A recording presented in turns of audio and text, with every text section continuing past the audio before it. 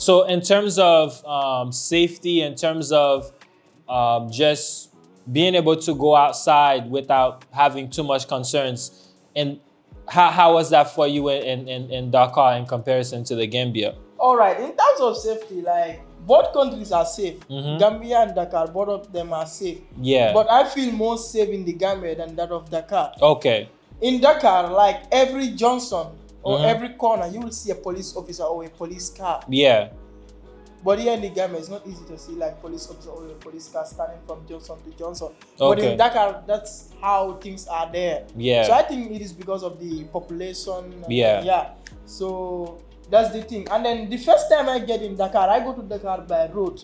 So after alighting from the bus, I took a bus from the Gambia to Dakar, Senegal. Yeah. After alighting from the bus, I took a taxi, which will take me to my final destination. So I was in the taxi, and then I take out my phone and then start filming. Yeah. The locals in the taxi are like, "Hey, are you new here?" Yeah. I'm like, "Yeah." They said, "Hey, this is not safe. They will snatch your phone." Right. Yeah, But at least for me, when I was in Dakar, it was relatively safe. I felt safe when I was in Dakar, you know, and of course, I don't say I don't say that the country is not safe. Definitely. I say that both countries are safe, but I feel safer in the Gambia. Of course. That of Dakar. Definitely. Yeah.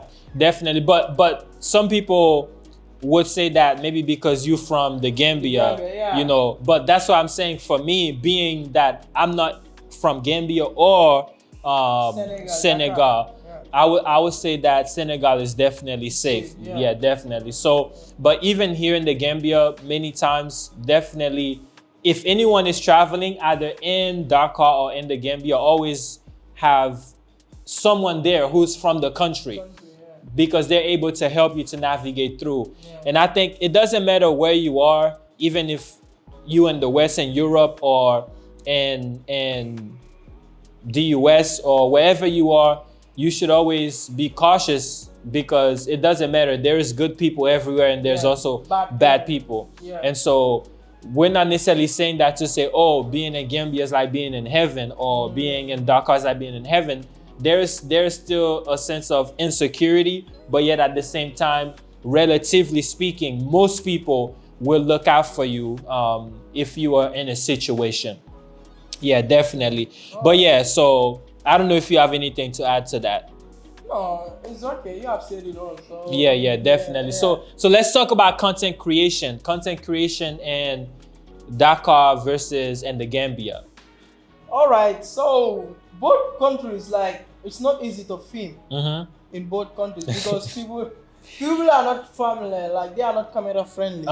People are not camera friendly. Like, when you point a camera to somebody, like in the Gambia, let me just take an example. When you point a camera to somebody in the Gambia, maybe they'll like, take off this camera. Yeah. You get it? They'll like, take off this camera, or they'll like, why are you filming? But in Dakar, they like attack you. You get it? They wanna attack you physically to grab. That thing even happened to me. I was filming on the street of Sandiga Market in Dakar. So the thing is, I was filming myself, and this guy thinks that I'm filming him. So he's like, "What are you filming in local dialect? What are you filming?" I said, "I'm doing a." He asked me, "Are you a journalist?" I'm like, "No, I'm doing a vlog. I'm a YouTuber. I do YouTube videos." Yeah. So he's like, "Who tell you to do this?" You get it? So I point the camera on me because I'm filming myself, and then he grabbed my camera. Wow. My camera goes down, and then that time, and then my camera even had a mark. Wow. Yeah, my camera even had a mark. But I tried to figure out my way, because it is a foreign country, so I don't want to get myself into trouble. Yeah, so that's the thing. Wow. And then the first time, my first impression is, after alighting from the bus, like, I went to Dakar by road. After alighting from the bus, I took a taxi to go to my final destination. So I took out my phone and start filming. The locals in the taxi, I was sitting in front, beside the driver. So the locals sitting on the back seat tell me that, and then I bring out my phone. They tell me that, "Hey, are you new here?" Wow. I'm like, yes. They tell me that they will snatch your phone. I don't say that snatching doesn't happen in the Gambia. Yeah. But the way the locals tell me, they say they will snatch your phone. These motorbike riders, like the people who have like motorbike, they will snatch your phone. And then that's the time the taxi driver bring up his window and he's like, you can film, it's okay. Wow. Yeah, it's okay. And that's the time I said, no, this is, I won't take out my phone to film because my phone is my everything. My phone is my everything. Definitely, so, definitely. Yeah, that's why some of my videos are shaky because I use my camera and then my camera is not that steady. Right. Yeah, I do videos like I vlog with my phone. That it is more steadier than the camera. Right. Yeah, that's why my videos in Dakar are not steady. They are more shaky. Right, Yeah. right. I got you. Yeah, I mean, I agree with you on that. Because I had a similar experience where I remember when I first got to Dakar, I went to Wakam to the monument. Yeah. So I'm standing outside of the monument and I'm recording. I was getting ready to do an interview with Ibu. Shout out to Ibu if you're watching this video, man. Ibu is my guy. Okay. So it was a group of guys, like maybe like 4 of them. So when I got to the monument, in fact, that day, I think Senegal it was Coupe d'Afrique that was happening. Yeah, the African Cup of Nations. The African Cup of Nations. Yeah. And then Senegal was getting ready to play. So I was at the monument and doing some interviews. And so I'm getting ready to interview Ibu. So we're talking. And then this guy, he came in front of my camera. He didn't even say anything. He just walked and stand literally in front of my camera, blocking me from filming. Yeah. He said, who give you authority to film? You have no authority to film. You need to go get authority.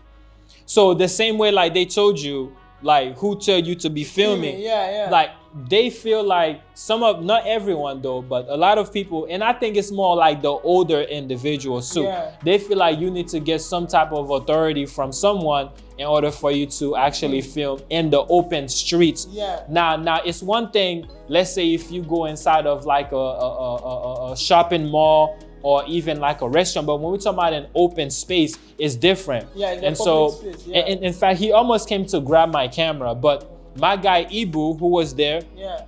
you know, he started talking to them in the local language, yeah. and then he was able to help him to calm down, and then was able to do our interview. But the reason I'm gonna tell you the reason why they're afraid of people filming, because the guy, he thought that I was coming to do some videos to talk bad about the country. In other words, to only to scold them, like to only put down the country. And I think a lot of times, because remember, a lot of times these older people, they have also suffered from exploitation from a lot of other, let's say, organizations who come. They only take the image of everything bad that's going on in the country. And it doesn't even matter which country in Africa. It could be Tanzania, it could be South Africa, it could be Kenya, anywhere, right? These organizations they only show you the bad, the negative side. Yeah. So a lot of those locals think that this is anyone who has a camera in their hand, they're only showing the negative side of the country. So that's why many of them are so reluctant to, whenever they see someone filming, that's the image that they have in their mind. But we live in a different era now. We live in a different time period. And this is a social media time period. You see what I'm saying? This is the information age. So this is not the age where people just do videos for exploitation, even though that do happen. But majority of the time, we're just vlogging, of course, you know, showing the experiences. Both pros and cons. I don't think vlogging is a problem, especially like of course, in a public space. definitely. I don't think it is a problem. It's not. The thing is, like, we are promoting the country. I see